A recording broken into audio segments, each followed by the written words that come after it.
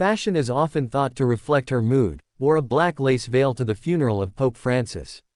The former fashion model, the first practicing Catholic to serve as First Lady since Jacqueline Kennedy, attended the April 26 service in a double-breasted coat dress paired with a traditional veil, gloves and black stilettos.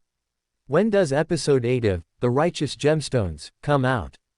See Season 4 schedule. We occasionally recommend interesting products and services.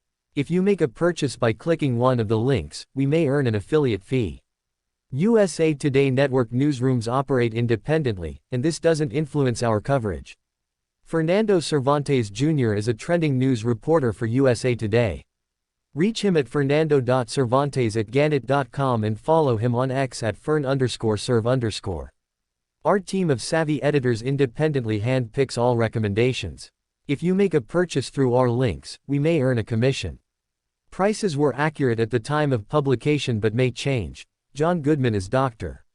Eli Gemstone. Danny McBride is Jesse Gemstone. Adam Devine is Kelvin Gemstone. Eddie Patterson is Judy Gemstone. Cassidy Freeman is Amber Gemstone. Tim Baltz is BJ. Tony Cavallero is Keith Chambers. Gregory Allen Williams is Martin Amari. Skylar Gasanda as Gideon Gemstone.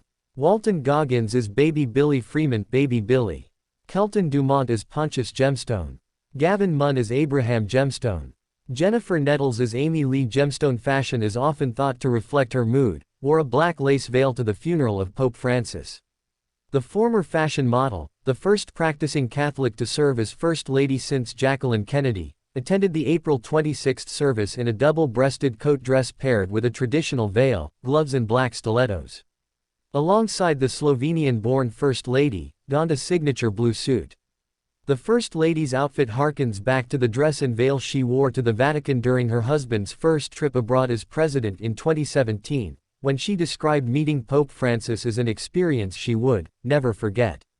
Kennedy also wore a black dress and black lace mantilla when meeting Pope John XXIII in 1962.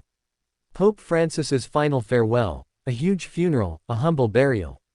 Live updates. Need a break? Play the USA Today Daily Crossword Puzzle. Mantillas, also known as chapel veils, are customary among some Catholic women who typically wear the traditional headpieces to Catholic Mass. Today's visit with His Holiness Pope Francis at Pontifex is one I'll never forget, she wrote in an X post at the time. I was humbled by the honor. Blessings to all. The President and First Lady were among hundreds of thousands of mourners and dozens of world leaders and dignitaries that packed St. Peter's Square at the Vatican for the funeral. Saturday also was Melania Trump's 55th birthday. The Trumps were seated in the front row for the service and the president's midnight blue suit stood in contrast to the waves of black. Former President Joe Biden and wife Jill Biden were seated a few rows behind their successors. After the Mass, Francis's coffin was placed on an open-air popemobile and transported to the burial site outside the Vatican by a motorcade that traversed the streets of Rome, lined by cheering crowds. Melania Trump has courted controversy, garnered attention for her fashion. Trump's fashion choices are the subject of fierce controversy and constant attention. Earlier this year, she emerged on January 21 for her husband's second inauguration ceremony in an outfit that evoked a somber, modest mood. She often surprises fashion onlookers with both her bargain buys and luxurious looks, but her low-key black dress, and a matching wide-brim hat, at the swearing-in was a stark departure from the Jacqueline Kennedy-inspired powder blue dress that she wore for her husband's first inauguration in 2017. In a move that ignited an outcry from critics in 2018, she sported a short trench coat with, "I really don't care, do you?" scrawled on the back. Was worn during a trip to visit a migrant children's shelter in Texas.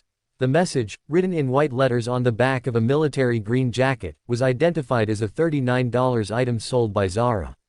The fashion moment, considered by some to be a major faux pas, came amid fierce criticism of the first Trump administration's approach to immigration in America. At the time, then Trump spokeswoman turned critic Stephanie Grisham slammed media attention of the jacket.